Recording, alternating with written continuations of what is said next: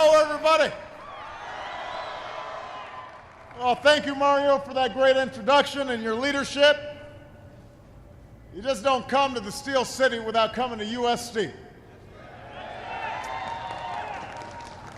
I just got a great tour and had a chance to see a little bit about how you guys build America every single day. And I could not be prouder to be here. I brought a few friends with me. We've got America's Treasury Secretary, Jack Lew. We've got a couple of guys who wake up and go to bat for Pennsylvania workers every single day. Senator Bob Casey and Congressman Mike Doyle. We've got the mayor of West Mifflin, Chris Kelly, in the House. Pittsburgh's new mayor, Bill Peduto, is here. And we've got Allegheny County Executive Rich Fitzgerald. And then we got one of my good buddies who is always in my ear about working people. And I love this guy. The International President of the United Steelworkers, Leo Gerard, is here. And I also brought along our great friend, our former ambassador to Ireland, and most importantly, chairman of the Pittsburgh Steelers, Dan Rooney, in the House.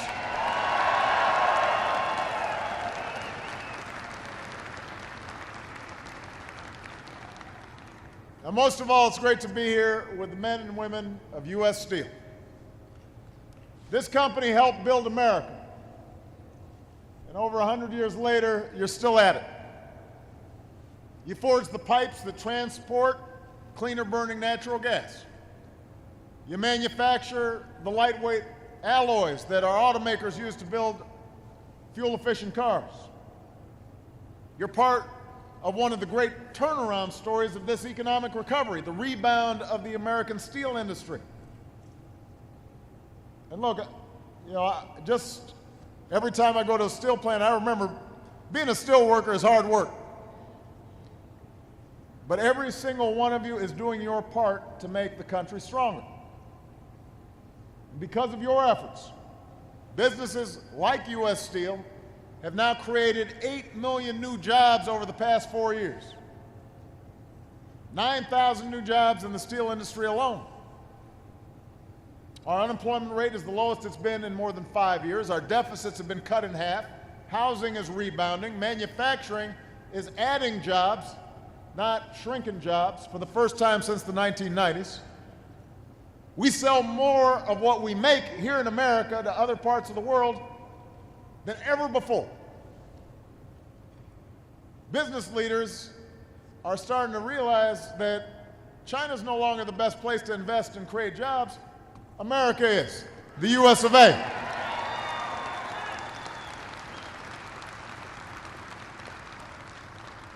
Which is why I said last night, I believe this can be a breakthrough year for America. After 5 years of hard work, after everything we did to dig ourselves out of the worst recession of our lifetimes, we're better positioned in this 21st century than any other country on earth. And the question I posed to Congress yesterday is whether folks in Washington are going to help or they're going to hinder the progress we've been making. Whether they're going to waste time creating new crises that slows down our economy, or they're going to spend time creating new jobs and new opportunities.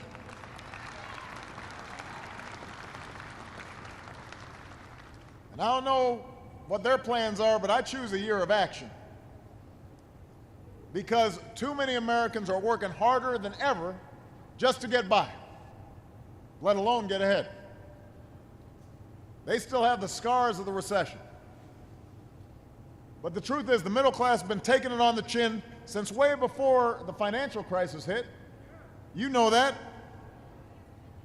The economy now has been growing for 4 years. Corporate profits, stock prices, they've gone up, but folks' wages haven't risen in over a decade. And that's why last night I laid out new steps we can take right now to speed up economic growth, strengthen the middle class, and build new ladders of opportunity into the middle class. It's an opportunity agenda, because opportunity is what America's all about. And the agenda has 4 parts. Number 1, more new jobs. Jobs in American manufacturing, jobs in American energy, jobs in American innovation and technology. Number 2, we got to train more Americans with the skills that we need to fill those jobs. Number 3, we got to guarantee every child in America a world-class education.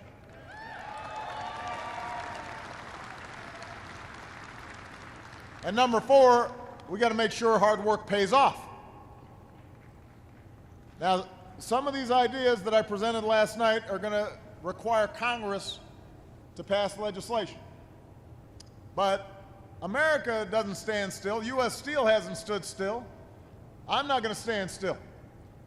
So wherever I can take steps to expand opportunity for more families, regardless of what Congress does, that's what I'm going to do. Because I am determined to work with all of you and citizens all across this country on the defining project of our generation, and that is to restore opportunity for every single person who's willing to work hard and take responsibility in this country. That's what I'm committed to doing.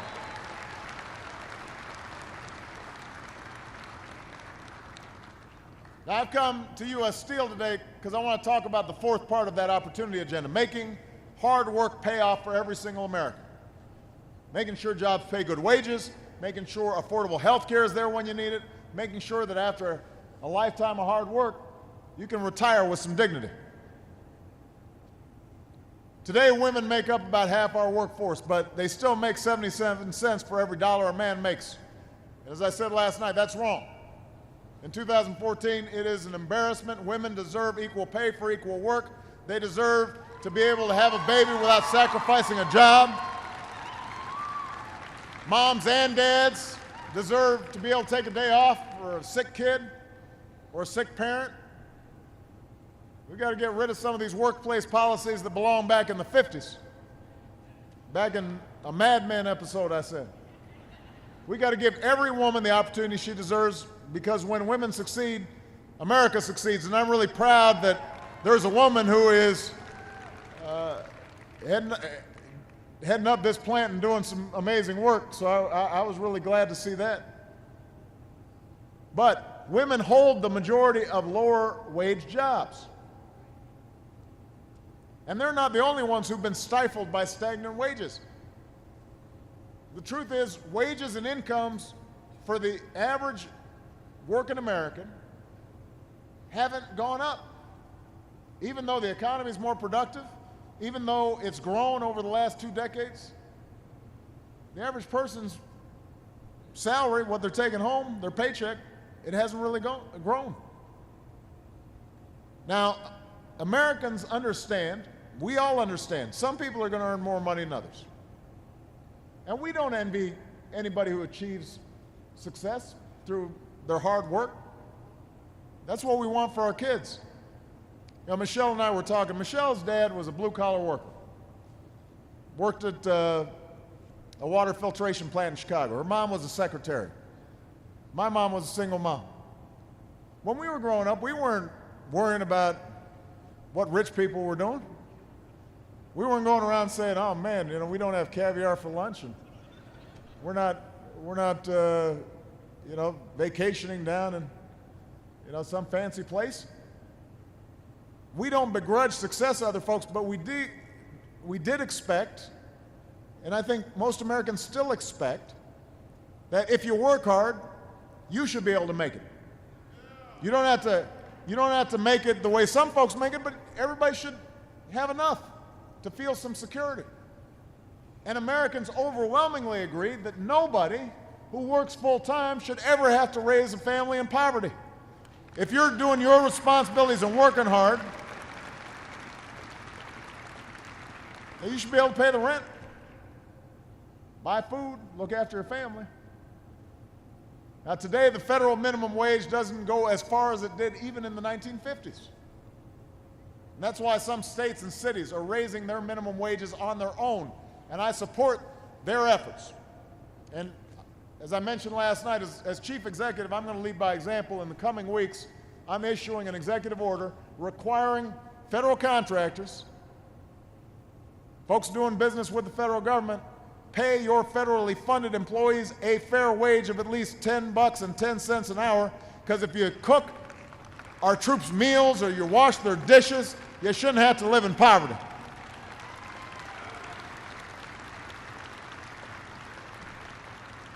Of course, if we're going to reach millions more, then Congress is going to have to get on board. There's a bill in Congress right now to wage that minimum wage to $10.10 an hour. And I told Congress, say yes to that. Give America a raise. But that's not all we have to do to grow our middle class. Making work pay also means access to health care that's there for you when you get sick. Now, the good news is if you work here at U.S. Steel, I know you've got good benefits. And that's why I'm a strong supporter of unions, because they fought for those benefits.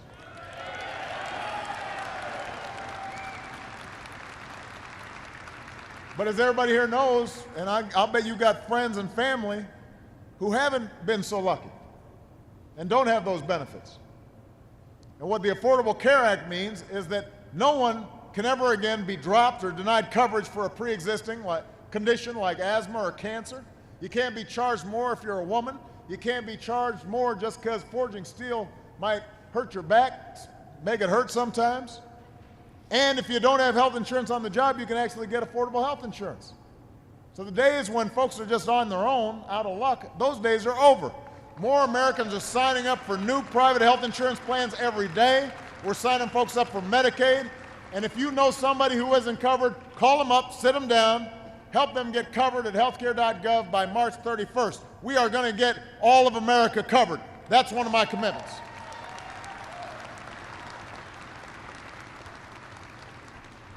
And finally, and that's what this little desk here is about, there's another thing we can all agree on.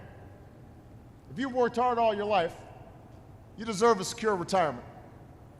You know, some of the folks I met, before I came here on the tour, some of these folks have been on the job, 15 years, 20 years. I think your roller has been on the job 38 years. Let me tell you something. If you work 38 years, at the end of it, you should feel like you're going to retire with some security.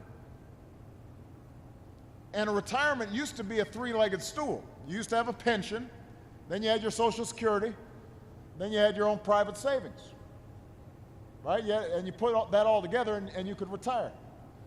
But today, most workers don't have a pension in America. Just half work for an employer that offers any kind of retirement plan. Social Security check is critical, but oftentimes that monthly check, that's not enough. And while the stock market's doubled over the last 5 years, that doesn't help somebody if you don't have a 401k. So what I've asked Congress to do is work with me to give more people more retirement security. Let's fix an upside-down tax code that right now gives the wealthiest Americans big tax breaks to save, but does almost nothing for middle-class folks, doesn't give them the same kinds of tax advantages. That's not fair.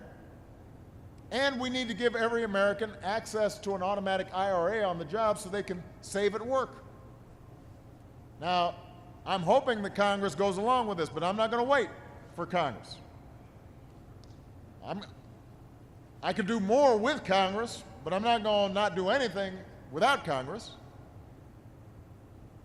Not when it's about the basic security and dignity of American workers. So here's what I'm going to do today. This is what this little table's set up for. I'm going to sign a presidential memorandum that directs the U.S. Treasury Secretary, Jack Lew, to create a new way for working Americans to start their own retirement savings. And And as soon as I sign this, Jack Lew will get the memo. He's right here, so I'm going to be able to just say, here's your memo. And we're calling it My RA.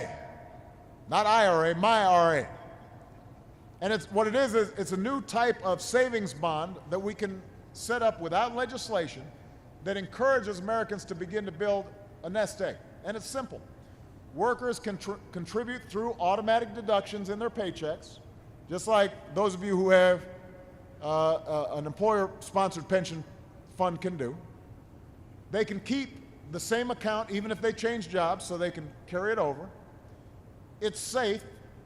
These account balances will never go down in value. They're backed by the full faith and credit of the United States government. And it's affordable. So you can open an account with as little as $25. You can contribute as little as $5 at a time. But what that means is for those of you who don't have a 401k on the job, don't have a pension on the job, don't have a mechanism to start saving, especially young workers, you can get started now. And in an emergency, you can withdraw contributions without paying a penalty, so it's a pretty good deal.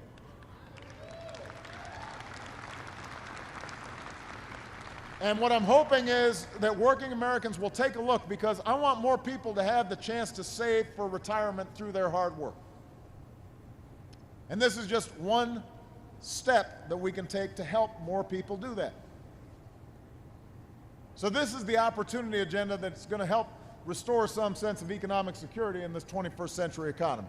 We want jobs that are more plentiful. We want skills that keep you employable. We want savings that are portable. We want health care that's yours and it's not going to be canceled when you really need it. We want every American who works hard and takes responsibility to retire with dignity after decades of honest work. These are real, practical, achievable solutions to help shift the odds back a little bit in favor of more working and middle-class Americans. So if they work hard, they can get ahead. And they can leave something for the next generation. And that's something that U.S. Steel knows a little bit about. For over 100 years, people throughout the Mon Valley and across this country have been punching in at plants just like this one. You've been keeping the furnaces blasting, keeping the cold mill rolling, carrying on the tradition of hard work and determination. We've got 2-3 generation steel workers at this plant right here. And I know for a lot of you, this is more than a job. This is a team. This is a family that you're proud to be a part of. Now, Robin Burke is with me today. Decades ago, her granddad worked for Union Switch and Signal in Pittsburgh, making parts for railroads. Her dad worked for U.S. Steel for over 30 years, rising to plant manager.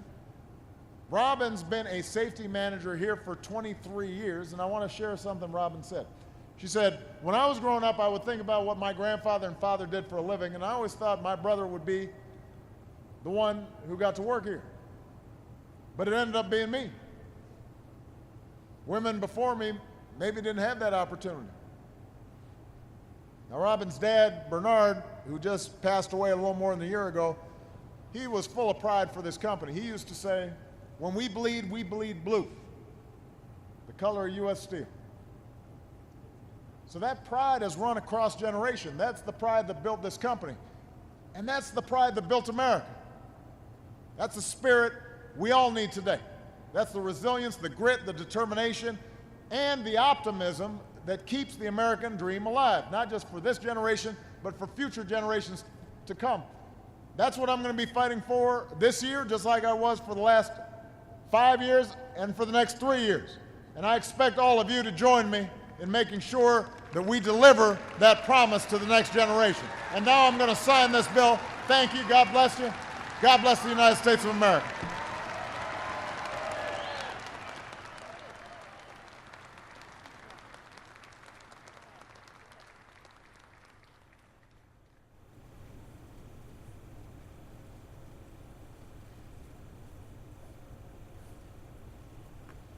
It's done. I'm going to go to Jack right now. Here's Jack Lou. I'm going to give it to him. We're going to get it started. Thank you, everybody.